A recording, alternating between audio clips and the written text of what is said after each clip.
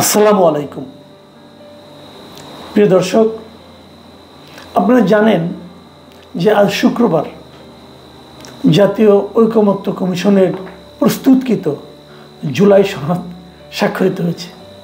প্রধান উপদেষ্টা ডক্টর মোহাম্মদ ইউনূস উনি নিজেতে স্বাক্ষর করেছেন এবং বেশ কয়েকটা রাজনৈতিক দলের নেতারা সেখানে উপস্থিত ছিলেন, তারা সেটাকে স্বাক্ষর করেছেন। এই করার মাধ্যমে কি হলো? জুলাই সনদ প্রস্তুত হলো। জুলাই সনদটা কি? যে এদেশের মানুষ একটা ঐকমত্যের মাধ্যমে সমস্ত মানুষজন বসে জাতীয় ঐক্যমত্য মানে জাতীয়ভাবে একটা একমত হয়েছে সবাই যে এই সিদ্ধান্তগুলো গ্রহণ করেছে এবং সেই সিদ্ধান্তে কারা কারা সিগনেচার করেছে? প্রধান উপদেষ্টা এবং তার কিছু অনুগত লোকজন এবং 25টা রাজনৈতিক দলের নেতা সেখানে উপস্থিত ছিলেন। 25টা। দেশের রাজনৈতিক দল কয়টা? নিবন্ধিত রাজনৈতিক দলের সংখ্যা হলো এই মুহূর্তে 52টা। সেই 52টার মধ্যে 25টা রাজনৈতিক দল এখানে উপস্থিত ছিলেন। তার মানে অর্ধেকেরও কম সংখ্যক রাজনৈতিক দল মিলে জাতীয় ঐক্যমত্য করেছেন তারা। এবং শুরু থেকেই এই জাতীয় ঐক্যমত্য করার জন্য এই জুলাই সনদটা তৈরি করার জন্য সবচেয়ে যারা সরব ছিল, সবচেয়ে বেশি যারা নাকি আগ্রহী ছিল, যে জাতীয় নাগরিক পার্টি এনসিপি, তারাই এখানে উপস্থিত ছিল না। তারা বলেছে যে জিনিসটা করা হয়েছে এটার সঙ্গে তারা একমত না, তারা যা চেয়েছে তা তারা পায়নি, অতএব তারা উপস্থিত ছিল না। তারা যে উপস্থিত থাকবে না এটা তারা গতকালকে বলেছিল। আজকে সারাদিন অনেক ধরনের লোকজন যে সরকারের পক্ষ থেকে, উপদেষ্টাদের পক্ষ থেকে সেখানে যে ওনাদেরকে বোঝানোর চেষ্টা করেছেন এবং আলটিমেটলি তারা ব্যর্থ হয়েছেন এবং এনসিপির কোনো প্রতিনিধি এখানে যায়নি। যারা আলোচনা করেছেন এতগুলি দিন, প্রথম পর্যায়ে 33টা দল এবং দ্বিতীয় পর্যায়ে 30টা দল সব মিলে যারা আলোচনা করেছেন, এই আলোচনায় যারা নিয়মিত ছিলেন এবং যাদের মতামতের উপর ভিত্তি করে এটা গড়ে তোলা হয়েছে, তারাই পরে বলছে যে আমরা যা বলেছি, যেভাবে বলেছি, যা চেয়েছি তা পাইনি। যেগুলোতে একমত হয়েছে সেগুলো আমরা পাইনি, স্ট্রেট কথা। তার মানে এই যে দলিলটা তৈরি করা হয়েছে, দলিলের খসড়া নিয়ে আলোচনা হয়েছে, যেমন 4টা রাজনৈতিক দল, 4টা বাম সংগঠন আর কি, তারা বলেছিল যে আপনারা আমাদেরকে এই চূড়ান্ত যে এটা করে সেটা খসড়াটা আমাদেরকে দেন।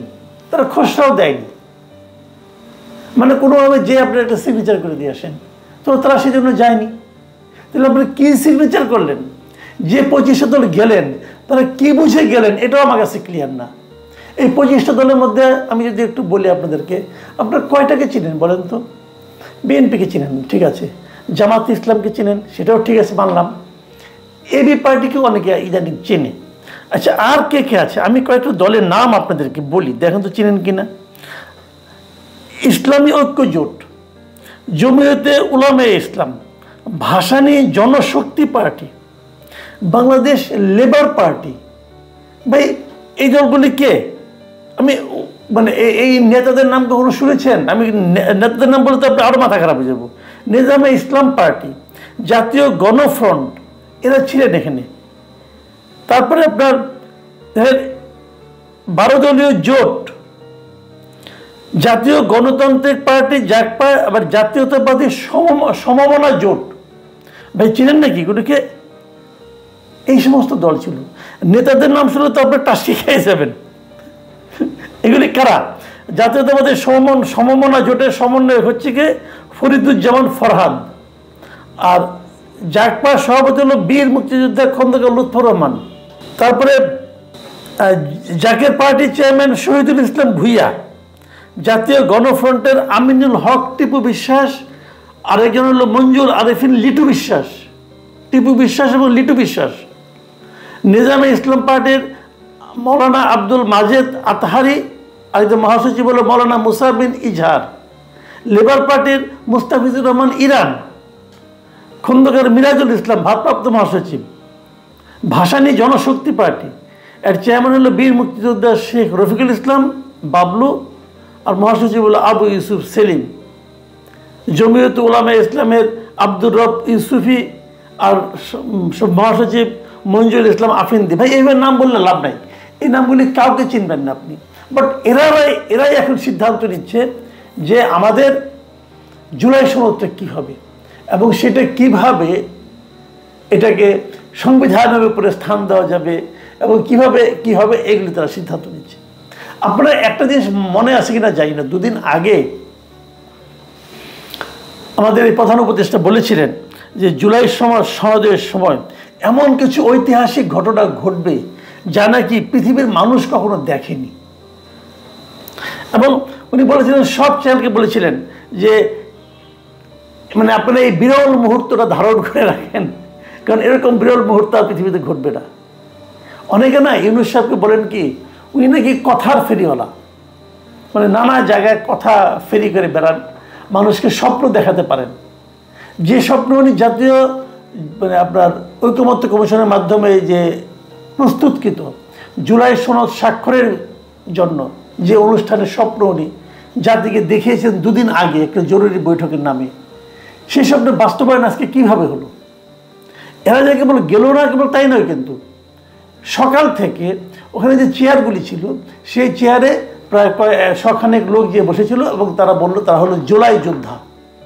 এই জুলাই যোদ্ধার মানে ব্যাপার স্যাপার কিন্তু আমরা আগেও দেখেছি, বিভিন্ন জায়গায় তারা হঠাৎ করে আবির্ভূত হয় এবং তারপরে তারা জুলাই যোদ্ধা, তারা এখানে বসে গেছিল। তাদেরকে লাঠি পেটা করে তুলতে হয়েছে এবং লাঠি পেটা করে তুলে এই সময় মারামারি হয়েছে পুলিশের সঙ্গে, আগুন দেওয়া হয়েছে ওখানে। এই দৃশ্যগুলো তো আমরা সকাল থেকে আজকে বলা যায় প্রায় বিভিন্ন টেলিভিশনে দেখলাম। তো এই জুলাই যোদ্ধাদের ধারাবাহিক দৃশ্য, এটা অবশ্যই একটা অভাবিত দৃশ্য, বিশ্ব কখনো এরকম দেখেনি। আপনারা এটাও জানেন, কিছুদিন ধরে বলা হচ্ছিল যে এই জুলাই সনদটা এতই গুরুত্বপূর্ণ হবে, এই জুলাই সনদে যে কলম দিয়ে সিগনেচার করবে সেই সিগনেচার ওরা কলমটা কিনে জাদুঘরে রাখবে। তো এই যে ঘটনাগুলো আজকে আগুন ধরলো, ভাঙচুর হলো, আমি দেখলাম যে পুলিশের পিটুনি খেয়ে একটা লোকের হাত ছিল না, হাতে একটা কৃত্রিম হাত ছিল, সেই হাতটাও রাস্তার মধ্যে ছিটকে পড়ে গেছে, এরকম দৃশ্য একটা দেখলাম। তো এই দৃশ্যগুলো কি জাদুঘরে থাকবে? যে কিভাবে একটা মানে স্বপ্নের সনদ স্বাক্ষরিত হলো? বাস্তবতা হলো আমার বিবেচনায় যে জুলাই সনদটা হয়েছে এটা একটা অশ্বডিম্ব। নাহিদ ইসলাম এনসিপির প্রধান বলেছেন যে জাতির সঙ্গে প্রতারণা করা হচ্ছে, কয়েকটা কাগজে সিগনেচার করে জাতির সঙ্গে প্রতারণা করা হচ্ছে। যদি এনসিপির বক্তব্য সঠিক হয় তো সে প্রতারণার সাক্ষী পুরো দেশ আজকে হয়েছে। এবং আমি বলবো এরকম একটা বিশাল অশ্বডিম্ব প্রসবের জন্য যে প্রসব বেদনা গত 1 বছরের বেশি সময় ধরে এই সরকার এই জাতিকে দিয়েছে, সেই বেদনা এখন আমরা ফেরত চাই। এর পেছনে যে বিপুল ব্যয় করা হয়েছে, বিদেশ থেকে যে সমস্ত বুদ্ধিজীবীকে উড়াইয়া নিয়ে আসা হয়েছে, ভাড়া করে নিয়ে আসা হয়েছে, তাদের আমরা বিচার করতে চাই। বরং তার করলোটা কি? এবং এই লোকগুলি যোগ্য ছিল না, একদমই যোগ্য ছিল না। কোনো একজন আইন বিশেষজ্ঞ, কোনো একজন সংবিধান বিশেষজ্ঞ তাদের এই সমস্ত কর্মকাণ্ডকে সমর্থন করেনি।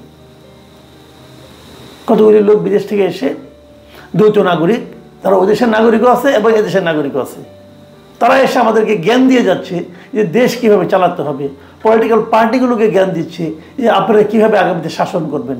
আরে বাবা তোমরা কে? আর আমাদের বিএনপি, এদের সমস্যাটা হয়েছে কি, এরা একটা মানে একটা অদ্ভুত একটা অবস্থায় আছে। যা কিছুই বলুক এরা, এই ঐকমত্য কমিশন বলুক, আপনার ইউনূস সাহেব বলুক, তারা কোনোটাতে না করে না। কেন না করে না? তাদের একটাই মতলব যে কোনোভাবে খালি ইলেকশনটা হয়ে যাক, ইলেকশনটা হওয়ার পর তারপরে এগুলি কোথায় ফালাবো না কী করবো সেটা আমাদের ব্যাপার, আগে ইলেকশনটা মানে ইলেকশনটা হোক, এই হলো আরেক জিনিস। তো এগুলো ঠিক আছে, এগুলোর একটা পলিটিক্স থাকতে পারে, আমি অস্বীকার করি না, কিন্তু জাতির সঙ্গে যে প্রতারণাটা আসলেই করা হলো তার প্রতিকার কি? এই প্রশ্নগুলো কিন্তু থাকবে সামনের দিনে। এবং দেখবেন আপনি এই লোকগুলো 2 দিন পরে সুরসুর করে বিদেশে আবার চলে গেছে, এদের কারণে আপনি খুঁজে পাবেন না। এদের কিন্তু ধরবেন যে তোমরা একদিন কী করলা, কত টাকা খাইছো, এই জন্য কত টাকা ব্যয় করছে বলো, হিসাব দাও, কাউকে পাবেন না। সবাই তো পাসপোর্ট আছে, বিদেশি পাসপোর্ট। অদ্ভুত অদ্ভুত এক দেশ, অদ্ভুত এক সরকার আমরা পেয়েছি, আর অদ্ভুত তাদের আয়োজন ছিল। প্রিয় দর্শক, এখন এই পর্যন্তই। আল্লাহ হাফেজ।